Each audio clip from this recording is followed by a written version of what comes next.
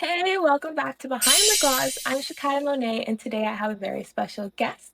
Her name is Jennifer. Hi.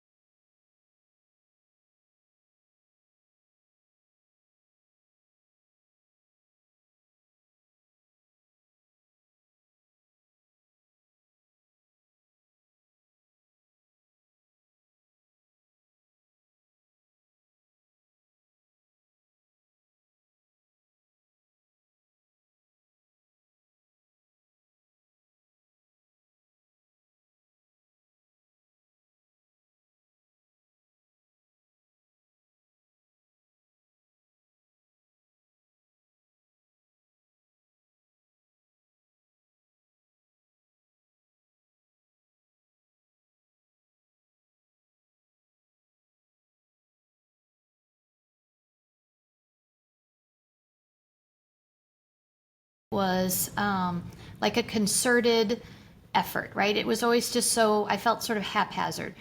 So in 2020, actually, right before COVID, I had put together a charitable program called Closets for a Cause. And what we do is we partner with local charities. Um, we were doing it once a month, and then we changed, and now we do it about once a quarter because we put so much into it. So what we do is we select a charity and then we partner with them, and we partner. It's a partnership. It is not. Um, it's not a. It's not a. We're just going to give you a check. So it's kind of a win-win. So maybe we will let them use our showroom for events free of charge, or we will have donations and have our customers come in and donate things for their charity, or maybe we give them a percentage of sales that month. But each month we figure out, and then we partner with them by social media and our website, and then they also do the same thing. They will promote it on their social media because obviously the more customers who bring in school supplies for our school supply and backpack drive, the better they win. So it's really a great opportunity to partner with our local charities in our community.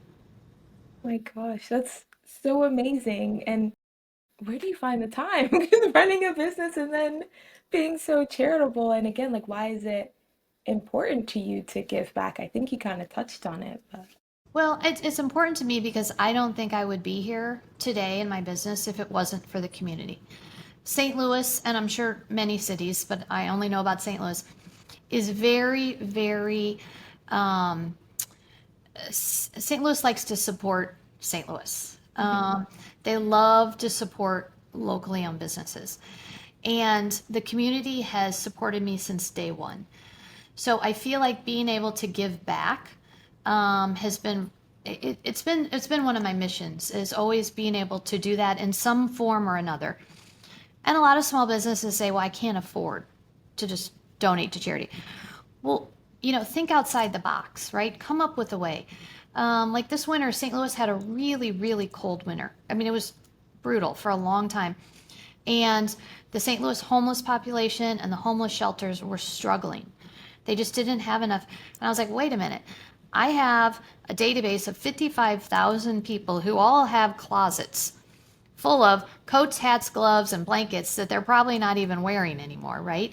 So we quickly put together a 6 week drop off program for winter warm up. And we got such an outpouring of support that we were taking vans full of clothes down to the homeless. And the homeless people in St. Louis, there's like warming buses in the winter. They can get on the buses and warm up. We were meeting them at the buses and passing out. I mean, my clients were donating really nice stuff. I mean, these people are like, I've never seen, this nice of stuff. So it was a win-win. And then, for St. Louis Closet Company, we got the benefit of our customers looking through their closets, going, oh, wow, maybe we need to organize our coat closet. And then they had to bring the stuff into our showroom. So they're like, oh, I didn't know you guys had a new color or a new accessory. So they got to see my showroom. So we won by getting, new business. The customers won because, people feel good when they give back. Sometimes they just don't know how. And then the charity won because they were able to gather all these clothes in a very quick, timely manner. And we were delivering them directly to them. So, it's that type of thing that small businesses can do that doesn't really, I mean, it didn't cost us any money. It cost us some time and some effort and labor, but it didn't cost money. yeah. And again, like, time's valuable. Like you said, you still got a benefit of it just from you being a kind-hearted person. Like, that is so amazing. I know I'm sitting here thinking, okay, how can I help my community and get involved? Because I'm very inspired by you. And I can only imagine that you're doing the same thing for your employees, but as an entrepreneur, it is hard to know like who to hire and who to fire. I think there's that famous line, you need to be slow to hire, quick to fire. So did you have any advice on, entrepreneurs when it comes to hiring people? Like, what are you looking for? I think entrepreneurs are horrible at hiring and firing. I do. I think we're awful at it, and most of the entrepreneurs I know are terrible at it because we're like these like idea people. My biggest suggestion would be hire somebody really, really, really good in HR that will do the hiring and firing for you. I, I mean, I'm not good at it. If somebody comes in and I'm like, hey, they're really nice, let's hire them. Or, I always tend to, I am I am probably the opposite. I am probably quick to hire and slow to fire because I'm always like, oh, well, let's just give them one more chance. Let's just give them one more chance. So I just don't think that that's in the wheelhouse of business acumen of entrepreneurs. I think that, once again, finding people around you that are smarter than you and better than you. Obviously, in the beginning, you have to hire people, right? But having people that are better at those things than you is the way to go. Mhm. Because you don't, as an entrepreneur, you don't have to do everything, but you do have to have really good people that will help you. Yeah, and again, I'm very blown away by your story because you said you were studying communications, and I'm like, how does that translate to closets and then running business and even doing like the construction? So for you, who was that first hire that really helped you succeed? My first hire was an installer because I needed help installing the closets. And he was a friend of mine's little brother, but he was really tall. So having height when you're an installer is helpful. And he was amazing. And he actually now owns his own custom closet company in Minneapolis, and he's very successful. So yeah, he was fabulous. He was my first actual hire. And then second was my best friend from growing up. We were born across the street from each other, and she's 1 year younger than me, and I hired her to start right away as a salesperson designer. And then she's moved up and now she's my vice president. And she's the person who does the hiring, the training, all the HR stuff that I'm not good at, but she's really good at. So she's Okay, been with me now for 34 years. that's amazing. But you said best friend. So what is that secret to, again, like walk that fine line between we're friends, but we also do business? Well, it's similar to, my son working here. You have to you have to figure it out. And in the beginning, it's always a little bit harder, but we've managed through the 34 years to stay great friends. And I think the key is when you leave work to really leave work. And not like when you go out for dinner, go on a trip or something, not spend the whole time talking about work because you have plenty of time to do that when you're at work. Yeah. And so, what have you learned about yourself over these past 34 years, like once you became an entrepreneur? I've learned that I'm stronger than I thought I was. I've learned to make decisions even quicker than I think I should make decisions, right? Because I know that I have to keep going. I've learned that, it's not easy. It's not easy. It's a lot of hard work. And, I've learned that surrounding myself with people that, can be my sounding board, whether it's friends or professional people or my husband or even my children and my family, has been key sort of to my sanity, being able to talk through issues and problems with somebody that's maybe not directly in your business, but maybe understands the type of situations you might be going through. Yeah, because you're surrounded by entrepreneurs. You said your husband had his own business and your parents and grandparents. So, yeah, was that good or kind of or, like not beneficial where they're like, well, what you should do with business, because this is what I do. Like, I guess how do you walk that fine line? For me, I think it was beneficial. I think that, especially my husband, he started when he was very young also. And, we've known each other now for like 30 years. So, he's been around most of the time. So, I mean, finding people that are going to give you advice but also sort of help you get to your decision on your own, not people to tell you what to do. But I think if you're a successful entrepreneur, even if people tell you what to do, you're still going to do whatever it is you want to do. I mean, we're not exactly pushovers. We really sort of have our mind made up, and we're happy to listen to other ideas, but we're usually like, which is maybe good or bad. Maybe You make me feel sane because I do have a hard time like saying no to people or like truly voicing my opinion. But to your point, I'll let them talk, and it's like, yeah, okay. And then I just do whatever I wanted to do after. So I feel a bit more sane. But you've already given us so much advice. But I was just gonna ask, is there a piece of advice you think entrepreneurs need to hear, or even if there's advice that you hear other people giving and you're like, don't follow that? Um, well, we mentioned it a few times. I think you need to, before you open your own business, no matter what it is, you have to really love what it is, right? And if you don't love it, or if you open it because you think, oh, I'm going to do this because I'm going to make a lot of money. Maybe you will. That's the end goal. That's great. But don't open a business for the money. Open the business because you love what it is gonna be. Um, so start there, right? And it's something you mentioned, find a problem, solve the problem, and have that solution be your business, right? Because that other people are going to have the same problem. So before you even get started, think of those things. But then also look at yourself and be like, am I a good decision maker? Am I quick to handle whatever comes at me? And, I always like to use the analogy like, if you're going to paint your living room white, okay, there's 800,000 colors of shades of white, right? And if you're the kind of person that's like, yeah, just that one's fine, paint it. Okay, you're on the good path to be an entrepreneur. But if you're one of those people that's like, oh, I don't know.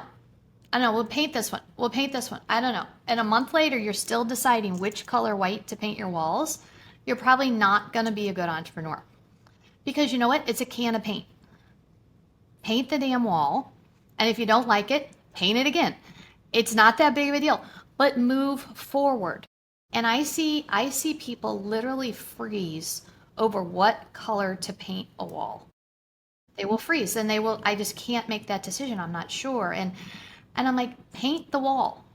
Yes, you got to pay somebody to repaint it if you don't like it, but it's a can of paint. Paint the wall, move forward, and then deal with the decision down the road.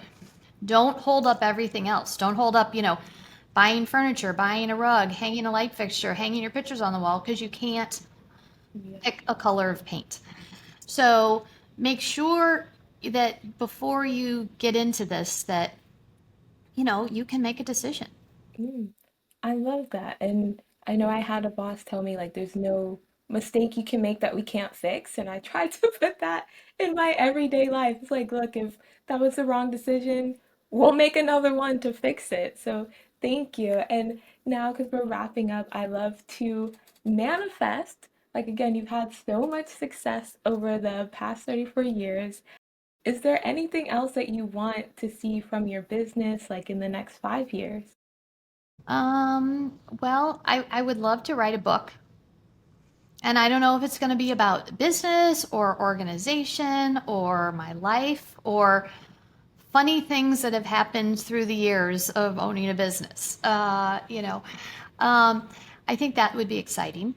Um, I've been doing a couple podcasts like yours. I kind of like that a little bit. I don't want to do my own podcast, but I kind of enjoy, I think, sort of teaching people and giving them back any knowledge I can. Because if I can help just, if this podcast can help one person maybe feel like, okay, what I'm doing is right, I'm going to keep going. It's like that's really fulfilling for me. So I would like me and or my business to be able to do that. And then I would like the business to keep growing. I'd like to see my son, continue to grow with the company. And, always just every day, what's next?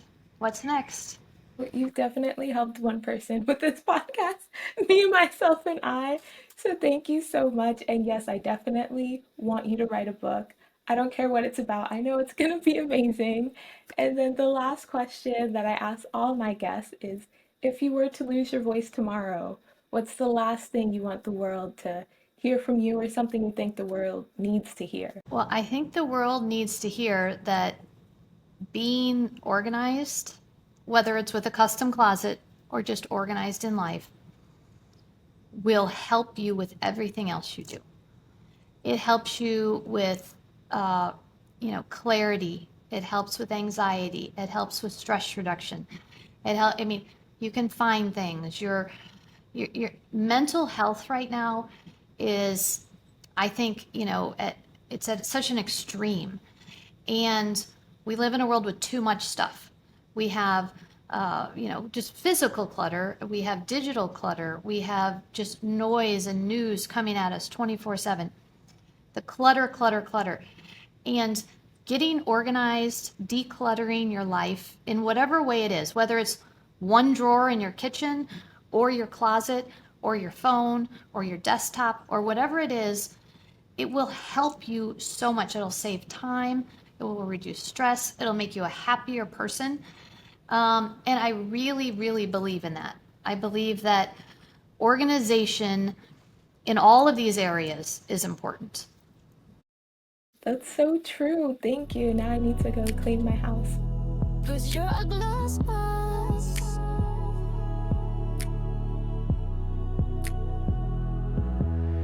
Put your glass on, get your boss on behind the glass. Mwah.